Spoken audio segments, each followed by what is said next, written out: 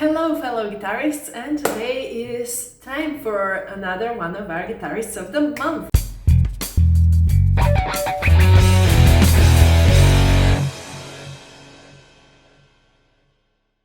Now, let me introduce you to Steve van Niekerk. Steve is one of those jaw-dropping guitarists that I didn't realize could exist before I moved to the UK because, well, especially without being in their 40s, he was just so technically gifted. I hadn't seen somebody in sort of my age group that had such skill level. It was honestly mind-blowing to see, and so inspirational as well. He was doing a year above me.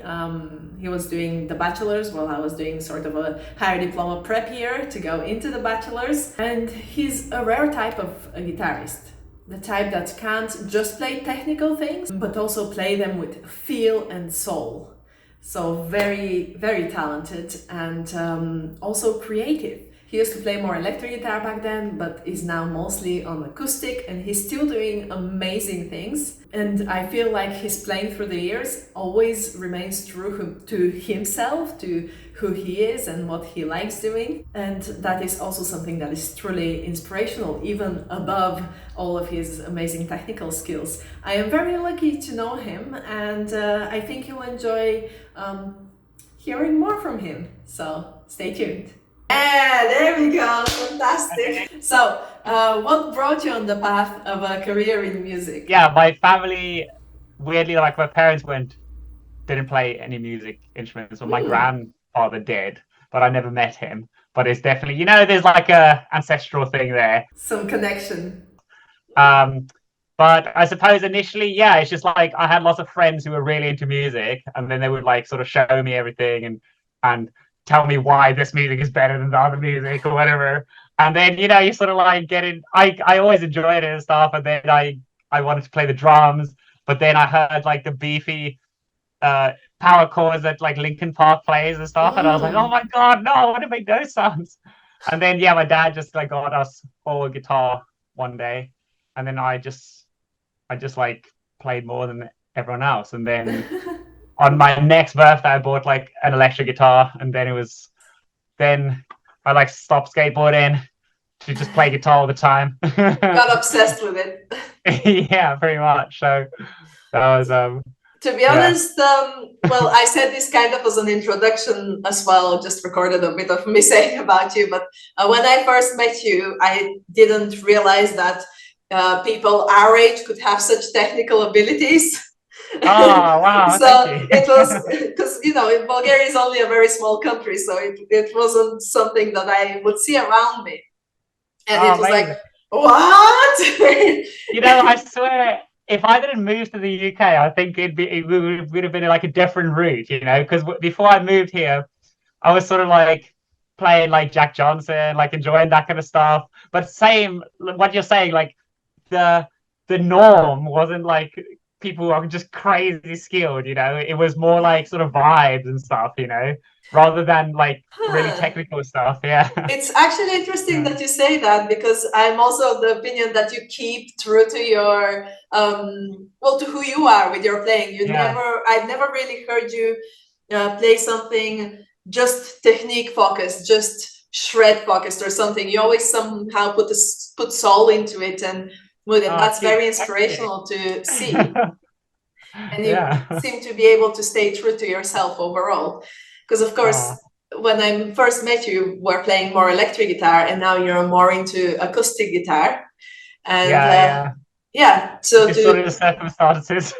Yeah. But it's also like I love it. Like it's so great, like coming from electric guitar and then playing. I freaking love acoustic guitar. Like there's so much it's different, you can't you just gotta like play the one you want.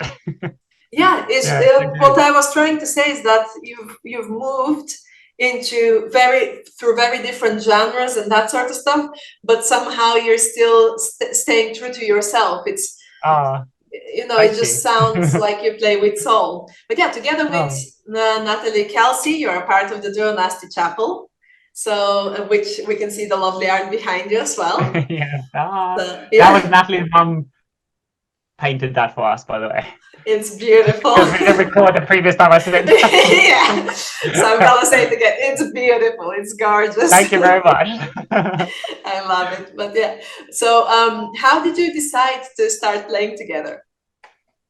Oh yeah, that's funny. Like, because we were going out for like 3 years before we even approached anything like that, and we moved from a flat in London just because it was really expensive. We moved a little bit out of London into a 16th century cottage.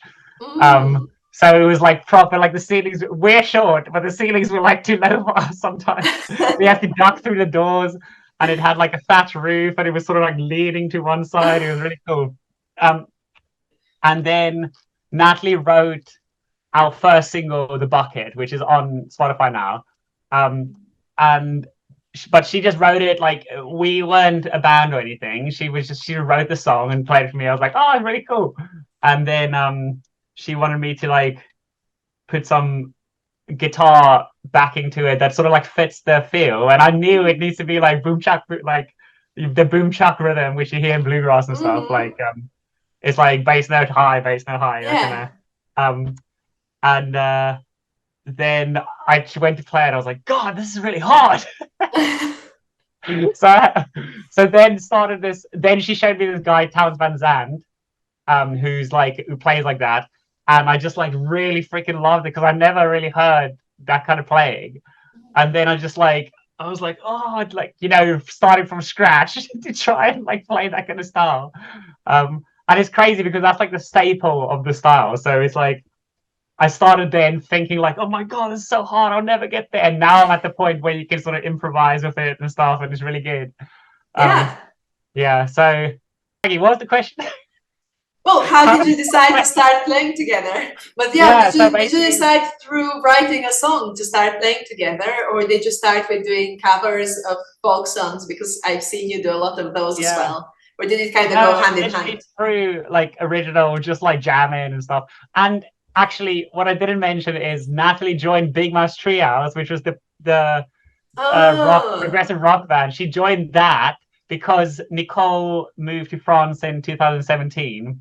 Yes. So then we tried to do Big Mouse Treehouse as a 3-piece in 2018, and then we were like, nah, we need a singer because like we wanted to sing and like play all the stuff, and it was just like it's just not, we didn't have anyone who really like flourished as the lead singer. So yes, well, Nicole has quite a bit of stage presence and fills up a room. So just a bit of context, Nicole is Steve's sister, and she was in the same course that I was, a higher diploma at uni. And we were in a band together, actually. It was the first band that I was in the UK. I know, what's up? Yeah. And yeah, they had an awesome band, Big Mouse Treehouse. That I loved seeing. I think I came to 2 of your performances or something. Awesome. It was lots of fun. Yeah.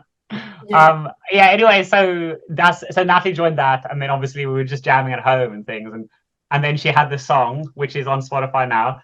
So it just for context. Link will be below. Okay, what's up? And yeah, and then I suppose I started playing that and I really enjoyed it. And then we were like, oh God, we can do a band because I wrote another song that, and then we just like sort of jammed and realized, well, and the point about the cottage was, I think the cottage, the whimsicalness of it just like seeped into us, and then we became folk people, Yeah, your environment can influence you a lot, like in your playing. It's something actually very interesting. That's not the topic that I planned on touching on, but it's quite interesting when you, for example, see Renaissance art and such, and how the buildings were at the time, and sort of how, for example, we've gone into a lot of urban, sort of very practical and minimalistic structures and very technical stuff. And sometimes you see that it's trendy, very technical, exact, practical things in music, like shreds can be very just not square, that's a wrong word, but no, it makes sense. I get what you mean. It's sort of like it's very graphic somehow. Yeah, it's like angular. Yeah. You know what I mean? Yeah, and it's really tight and really like I know what you mean. Exactly, it fits in the right spots. It's very precise. Yeah. So, I feel like I was kind of hurt by that that kind of playing for a bit, but then I realized, oh, you sort of like you do both, you balance the two. You try to, I suppose. Yeah, Um, well, I personally think you are doing that really well, the balance. oh, well, thank you very much. Yeah, Um, it's funny. yeah, Yeah, but I guess, when you see yourself playing that sort of stuff, maybe you were thinking different stuff clearly. yeah, yeah, Yeah. exactly. Yeah, inside you're like, oh my God, terrible. And but that's good. That's like the thing. I think that's almost what nasty travel has become for us now. Is like, it's more than just like the music. It's like you just like, yeah, it's just realizing that people see you differently from that voice inside your head that's so harsh on yourself. You know what I mean? People don't Yes, see that because, yeah, you just like, yeah, you're that's your like. own worst critic, as people say. Exactly, yeah. And Yeah. usually, if you can just like sort of silence that voice a little bit, then you're freaking flourishing, you're thriving. It's amazing. Like you can Yeah. just, and the thing is, yeah, you just like wait for it to come out, you'd without the voice. All Yeah. you got to work on is shut up, voice. Let me Yeah, be. Yeah, I yeah, think it's easier said yeah, than done. No, it's yeah, yeah, of for me course. anyway. Yeah. Yeah, Well, it's a that's tough. why, like, for us, like, we do. The most of my time is spent on working on the voice. You know what I mean? Mm. Like you, I do, yeah, like yoga and stuff in the morning, and I would like then I chant these days. I like sit there and Yeah. chant, and I just get rid of the.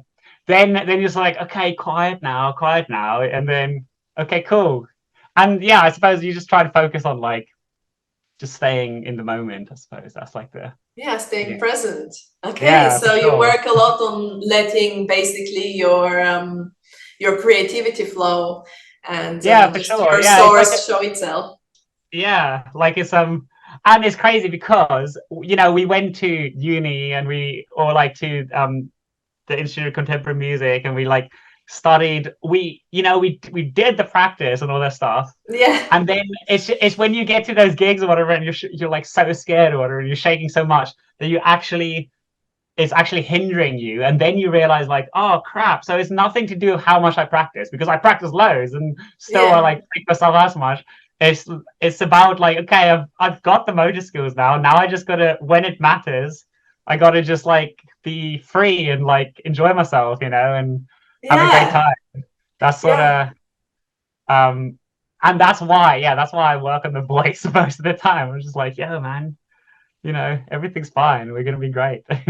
Yeah, I think especially when you're just showing your own work, what you've created. Because, for Mm. example, for me, it was very easy when I was in a Tool tribute act because I wasn't me, I was Madam Jones, right?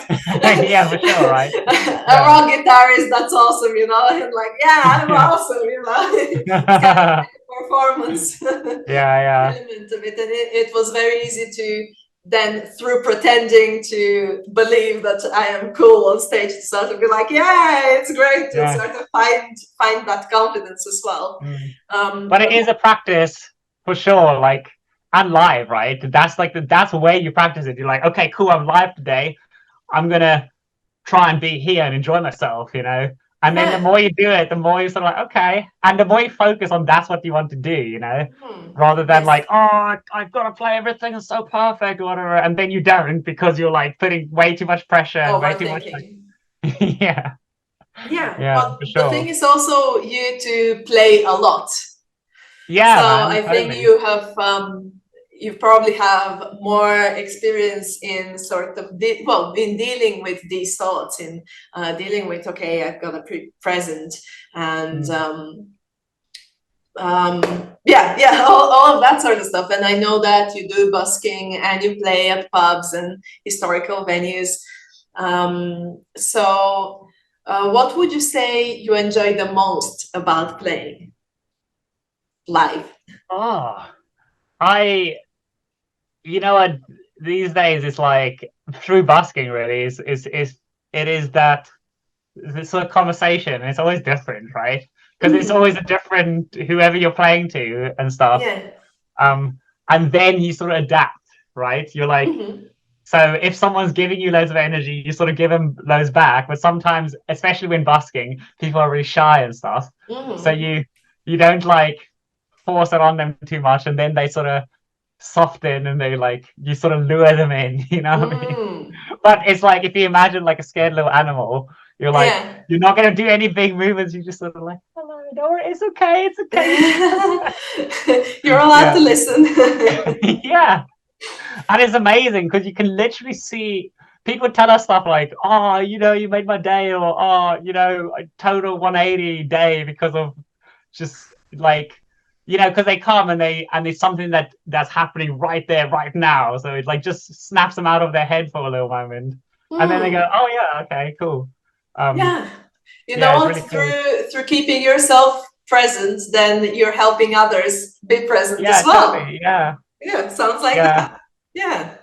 And So it's really cool. It's like by being yourself, that's all you need to be, you know what I mean? You don't need to like play any or have any idea of what you're supposed to play. Just by playing like you play, other mhm. people, because they're not you, they're like, whoa, that's crazy, man. Like, Yeah. how can you do that? And it's like, well, this is just what comes out of my body. This is what my body wants to do, I suppose, or my Mhm. mind. But that, you know, then when someone else plays, I think the same towards them or about them because I'm like, I don't understand how you come up with what you come up with. You know what I mean? Yeah, yeah, Yeah, different really cool. minds. Yeah. Yeah.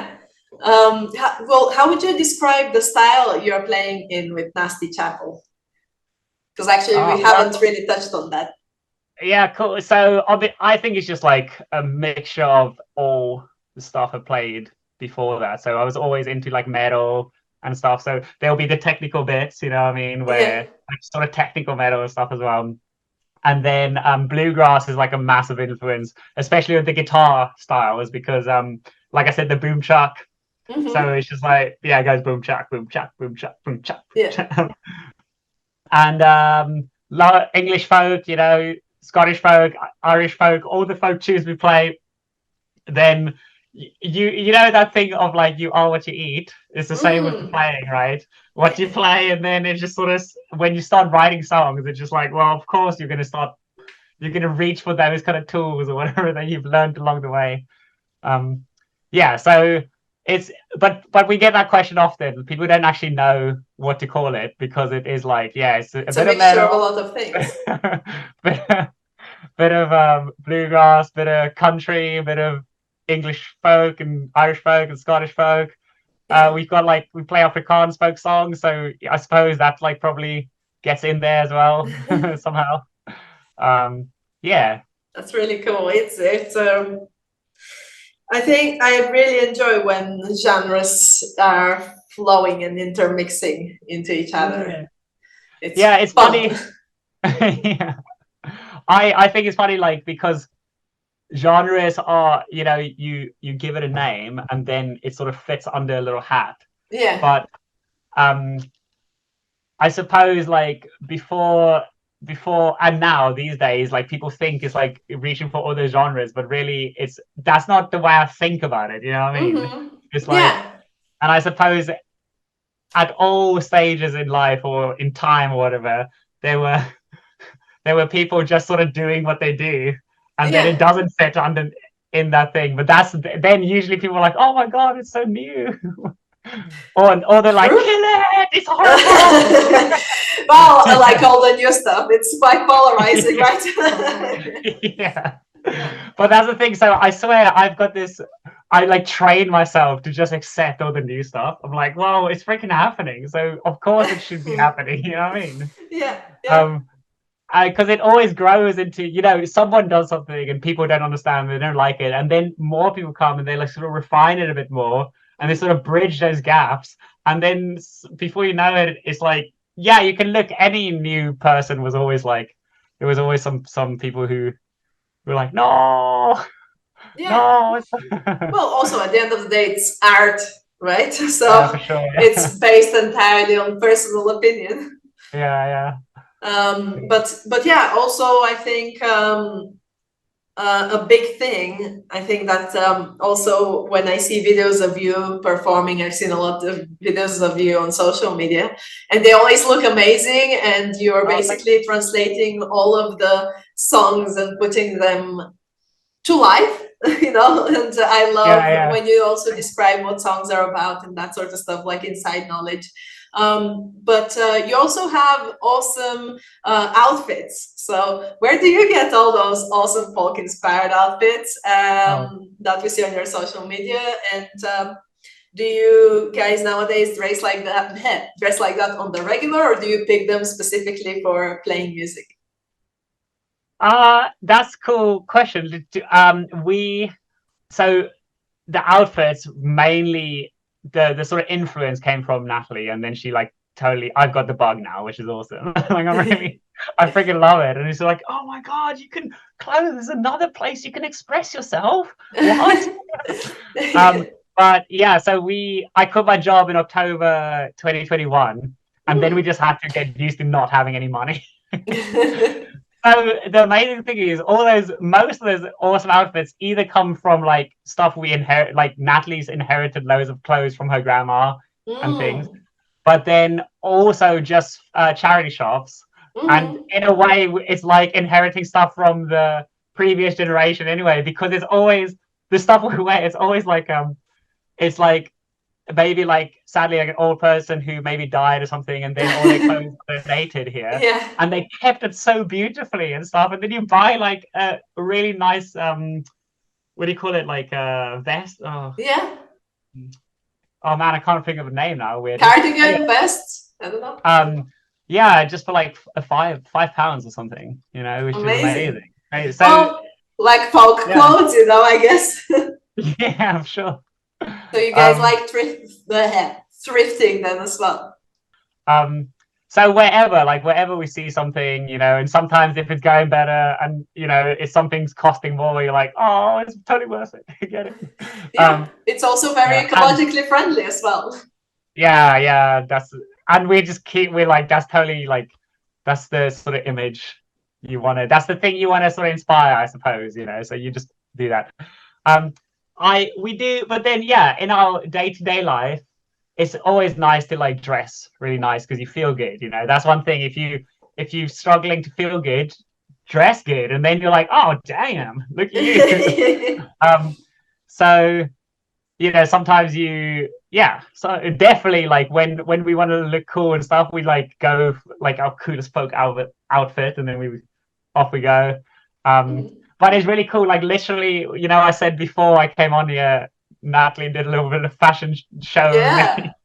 She got like loads of outfits and stuff, and we're sort of like branching out now. We're sort of the ones we were doing was like a bit more bling, Ah. So it's very exciting. Yeah, it's definitely like early days for the outfits and stuff as well. Oh, And okay. I So you're suppose looking for even more stuff.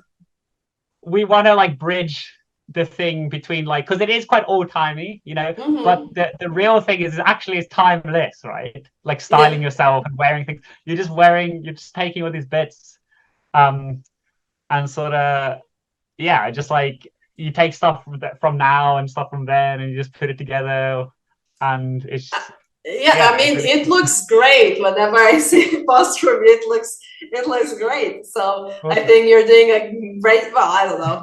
Well, what do I know about proper style and fashion? But I like what you're wearing. It's like, awesome.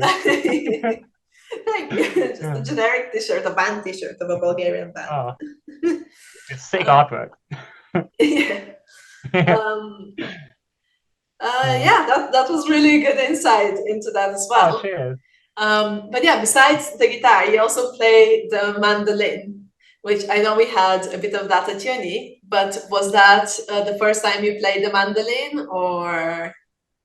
Yeah, at uni, yeah. So, well, that's I suppose like uh at least like 8 years ago now. So but the thing is, playing the mandolin, I don't play it like I play the guitar. So I sort of as a string player, when you get to a certain level, when you sort of and mandolin and guitar, they can translate quite nicely. You know what I mean? But Yeah. usually when I play the mandolin, I'm like, okay, what are the chords again? How do I? Okay, I got it. Yeah. Yeah. So, would you say to those who don't actually know too much, what how how are they different and how are they similar? Okay. Well, so they're like, they're strings. So if you Mm. can push a string down with your finger, then it's the same on the mandolin. The mandolin is tuned in fifths rather than in fourths, like the guitar, except Yeah. for between the G and the B string, that's the major third, right? But the coolest thing that means, so when you do scales, like on the guitar, if you're doing sort of like the John Petrucci-esque 3 note per string scales, Mm. with the shredding kind of, then on the mandolin, it tends to be like 4 notes per string. Ah. So the shapes actually ends up being a lot more kind of um, block shape and easier to play. So Mm. sometimes I find, yeah, like playing on the mandolin, you can play faster, easier. And Ah. one thing that's really cool, it's so great for lead lines because it's got like double stringed, Yes. and then it's just loud. It's just super loud and it's easy to play loud on it, Mm. um, which is great. So yeah, it is such a for some excitement. If you want to add something to if you've got your guitar part already and you just want like a bit more excitement, Mandolin's sick for that. Ah, Um, awesome. yeah, cool. Yeah. But I That's did good. it out of necessity, really. I was just like, crap, we don't have someone to play mandolin on our recording, so it will be me, I suppose. And then I Oh, got the really? banjo. Yeah, I did the same thing with the banjo, basically. Ah, I Um, didn't know yeah, that. yeah. Um, Okay. Yeah, that's really cool. Do you use those finger pricks for the banjo? I play claw hammer, which is it's like you you hit the strings of these fingers, and then your thumb plucks the fifth string like Mm. higher. So Yeah. it comes from like people back in the day. They used to work the fields with like Plow. a hand plow, yeah. Yeah. And then when they come home, their hands like stuck like this, so they just like play the Ah. banjo like this. I Ah. can, yeah, it's really cool. Um, I do a little bit of the finger picking. I did start with it like that, but then I had to commit to one to get good at to try and get good at quickly to Yes. record it. So I was already playing like clawhammer guitar, which is this I learned it from Mhm. like Molly Tuttle, this epic bluegrass guitar player. And Ah. well, I suppose she's like branched out as well. I suppose she's not just like a bluegrass contemporary guitarist, acoustic guitar player. Mm. And she plays that style on the guitar. So I was playing on the guitar. So when I got a banjo, it's actually a banjo style, so it's way easier on the banjo because it's Yeah, it made for translates well because you can play yeah higher notes on the fifth string. So yeah that kind of stuff. Yeah, so nice. it's really cool. Um, Yeah, that is really cool. Yeah.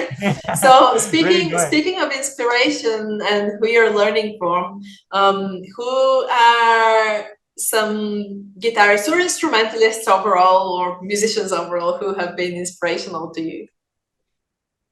Okay, cool. Yeah, so my at the moment, right now, I it's just like people like Molly Tuttle I just mentioned. There's Billy Strings, who's this other shredding bluegrass guitarist. Mm. Um, but how it's sort of like all the technical stuff started, I'd say this pianist that I really like called Hiromi Yuhara.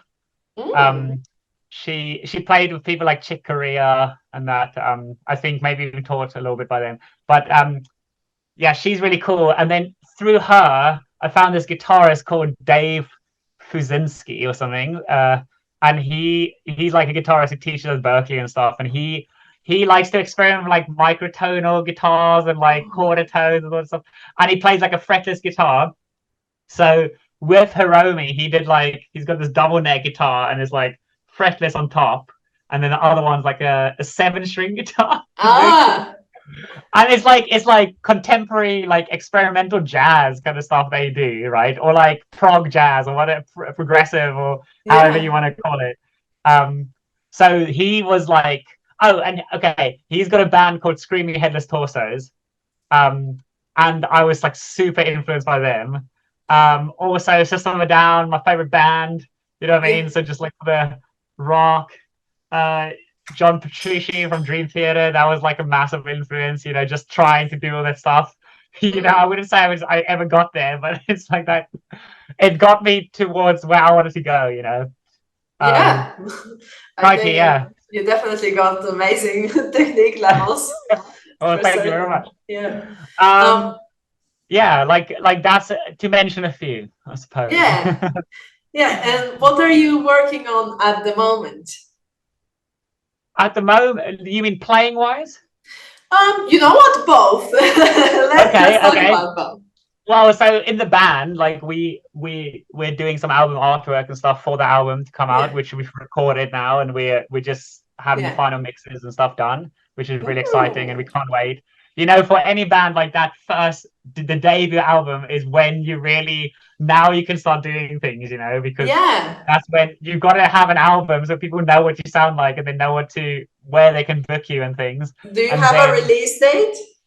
we don't, which is yeah, we're sort of waiting on the Uh, engineer just to finish the last bits because you know you want to have the music done before you yeah, start the whole sort of campaign and everything. So definitely. So yeah, follow Nasty Chapel on the links below to keep in touch and find out when they release their album. thank you so much. Yeah, excellent. Um, so that is there in terms of personally, I suppose, like I've been like singing a lot, like just trying to work my voice really. And I Mm. through chanting, I stumbled upon like throat singing, you know, Oh with the yes, yeah. so I've been like in the shadows, been like like just developing that a bit. Um Just in the shadows doing throat yeah, singing. because it's literally it's like a little bird at the moment, you know, like if I have to do it in front of people for like a performance, it's like Yeah. the bird's too scared, it flies away. It's not ready Yeah. to be on stage yet. Yeah. So it's like, you know, where you sort of have to really like it's like you got to turn off that voice because you know it is quite you know any any way of expressing yourself and wanting to put it out there in front of people, you know, Mhm. you're always gonna there's always that vulnerability to it, right? Yeah. Because you know you're like, yo, this is what I who I am, or whatever. Mhm. Or this just today at least, you know what I mean? Yeah.